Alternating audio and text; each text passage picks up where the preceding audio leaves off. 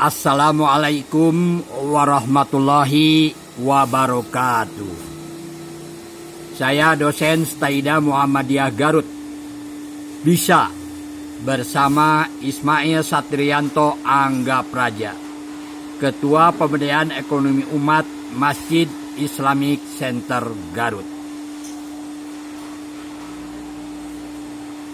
Hari ini saya ingin mengajak Anda untuk masih pengantar bagian ketiga, penerapan manajemen risiko dan manajemen strategi.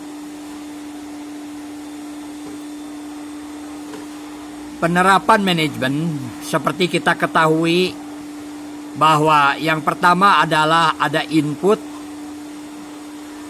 ada proses, ada output. Input adalah sesuatu yang tidak bernilai, sesuatu yang tidak berharga, murah. Lalu diproses. Ada usaha, ada perjuangan, ada kerja keras, dan akhirnya menjadi produk, sesuatu yang bernilai, yang berharga, mahal, dan disukai. Inilah yang biasa dikatakan bahwa kekuatan dan kelemahan analisa ini. Di sini di mana output akan berpengaruh kepada proses, juga akan berpengaruh kepada input. Dan pada saat sekarang ini ditambah lagi satu yang namanya outcome, yaitu di mana outcome ini adalah customer atau pengguna. Inilah yang menjadi faktor eksternal yang menjadikan biasanya ini peluang atau ancaman. Dalam penerapan manajemen itu perkembangannya dibagi-bagi. Pertama, manajemen zaman infeksi. Yang kedua, manajemen zaman statistical quality control. Ketiga, manajemen zaman quality assurance. Dan yang keempat adalah manajemen zaman strategic quality management, atau seringkali dikenal total quality management, manajemen mutu terpadu. Manajemen zaman infeksi, seperti tadi dikatakan bahwa ada input, ada proses, dan ada output. Zaman infeksi ini orang hanya berkonsentrasi pada output, pada produk, begitu. Tetapi zaman infeksi ini dia kurang memahami bahwa produk itu bagus karena desainnya bagus. Dia juga kurang memahami bahwa produk itu produksinya yang bagus atau prosesnya yang bagus. Jadi manajemen zaman infeksi ini orang hanya konsentrasi pada hasil produk. Pokoknya saya bisa membuat sesuatu, itulah produk yang saya miliki. Dan lalu orang dijual. Lalu mulailah bergeser kepada manajemen zaman statistical quality control. Di mana bahwa orang sudah mulai menyadari bahwa ternyata untuk menghasilkan produk yang bagus itu membutuhkan proses yang bagus, membutuhkan produksi yang bagus. Maka mulailah orang melakukan quality control, ya. Statistical quality. Kalau di sekolah itu proses belajar mengajarnya begitu, yang dipentingkan itu. Maka kepala sekolah biasanya masuk ke dalam kelas untuk melihat kegiatan KBM. Nah, kalau di perusahaan itu adalah pabriknya, prosesnya di sana yang harus betul-betul dikontrol itu. Dan bergeser lagi menjadi manajemen zaman quality assurance, yaitu jaminan mutu untuk menghasilkan produk yang bagus begitu. Maka quality assurance ini dinamakan juga manajemen kompetensi gitu ya. manajemen yang mengandalkan keahlian. Bahwa untuk menghasilkan produk yang bagus itu, yang terpenting adalah adanya desain, begitu. Ya, adanya perencanaan. Lalu dalam perencanaan itu direncanakan juga produksinya bagaimana, dan akhirnya dikontrol juga produknya, begitu. Dan akhirnya yang sekarang yang sedang berlaku itu zaman manajemen strategi quality management atau total quality management, yaitu di mana yang terpenting bukan quality assurance desainnya, orang berpikir itu bukan dari prosesnya atau produksinya, bukan produknya, begitu, tetapi bagaimana orang berpikir mulai dari akhir, yaitu dari customer atau dari konsumen atau pengguna. Nah, inilah yang namanya customer atau pengguna ini zaman total quality management. Jadi yang terpenting adalah bagaimana cara memuaskan pelanggan pengguna pada zaman sekarang ini adalah bagi pelanggan bukan sekedar produk yang dibutuhkan. Terpenting adalah sesuatu itu harus memiliki nilai lebih. Produk dapat memiliki nilai lebih jika kualitasnya harus baik. Dan terpenting adalah pelayanan yang cepat dan memuaskan.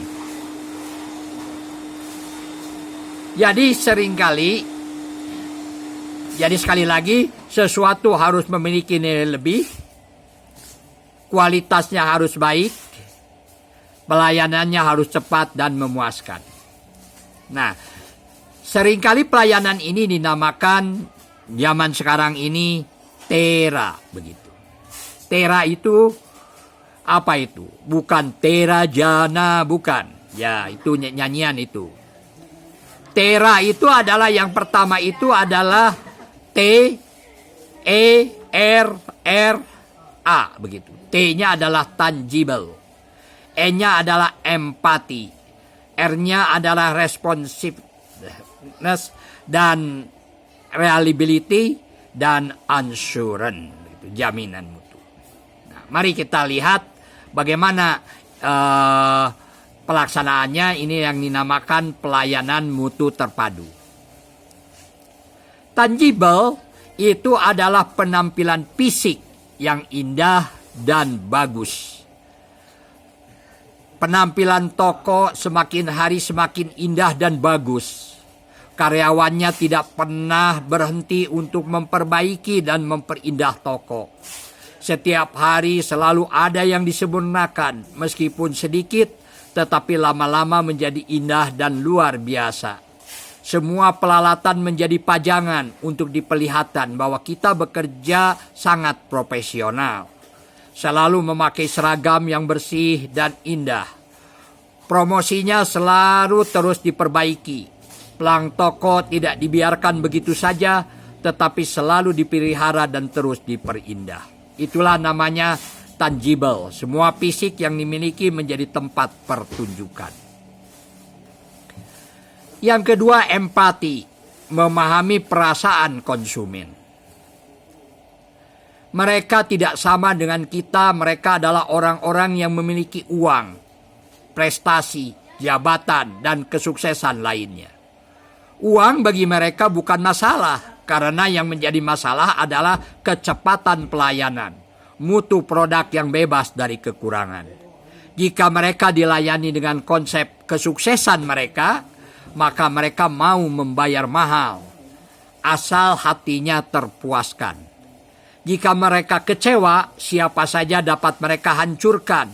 Karena memang mereka orang-orang yang selalu berhasil dan selalu menang. Jadi satu kekecewaan itu akan disebarkan minimal ke 32, maksimal sedunia tahu. Tapi satu kebaikan itu biasanya hanya disebarkan kepada 4 orang. Ini adalah berdasarkan penelitian. Dan yang kelima, berdebat dengan mereka tidak ada artinya. Karena rata-rata memang pekerjaannya adalah bertanding. Untuk itu jangan berdebat dengan konsumen. Layani konsumen itu dengan hati, dengan perasaan yang baik. Lalu responsiveness. Kecepatan merespon keinginan pelanggan. Pegawai datang sebelum jam dibuka atau tepat waktu. Pegawai tidak langsung duduk-duduk dan dia mengobrol, tapi langsung bekerja keras untuk memperindah ruangan. Sadar pelanggan akan datang dan menilai kita. Barang-barang segera diantarkan sebelum pelanggan komplain. Berusaha dengan segera mengatasi barang-barang atau komplain dari pelanggan. Ya, itulah kecepatan merespon keinginan pelanggan. Dan reliability adalah ketangguhan, keuletan karyawan dalam melayani. Tidak berbicara hal-hal yang negatif terhadap perusahaan atau orang lain. Selalu bersikap positif dan optimis dalam menghadapi segala yang terjadi pada masa depan. Tidak sering sakit, tidak banyak mempunyai masalah pribadi dibawa ke perusahaan. Jadi kalau karyawan itu kurang sering sakit, sebetulnya karyawan itu tidak disiplin begitu. Itu kondisinya itu. Dan yang keempat adalah bergerak terus melayani siapa saja, baik melalui pembenahan fisik, pemasaran, dan lainnya. Dan selalu tersenyum apapun yang terjadi.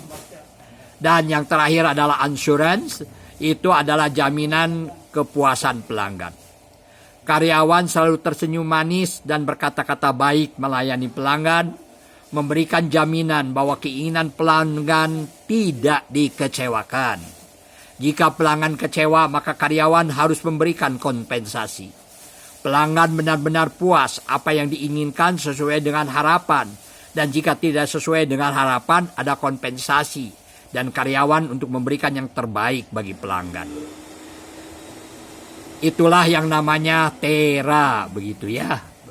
Tangible, empathy, responsiveness, reliability, dan assurance. Ya, demikianlah, itulah pelayanan mutu terpadu. Saya dosen Staida Muhammadiyah Garut, bisa bersama Ismail Satrianto Angga Praja, Ketua Pemberdayaan Ekonomi Umat Masjid Islamic Center Garut. Kalau ini baik, sebarkanlah kebaikan ini kepada semua orang dan mudah-mudahan Anda mendapatkan pahala dan manfaat. Wassalamualaikum warahmatullahi wabarakatuh.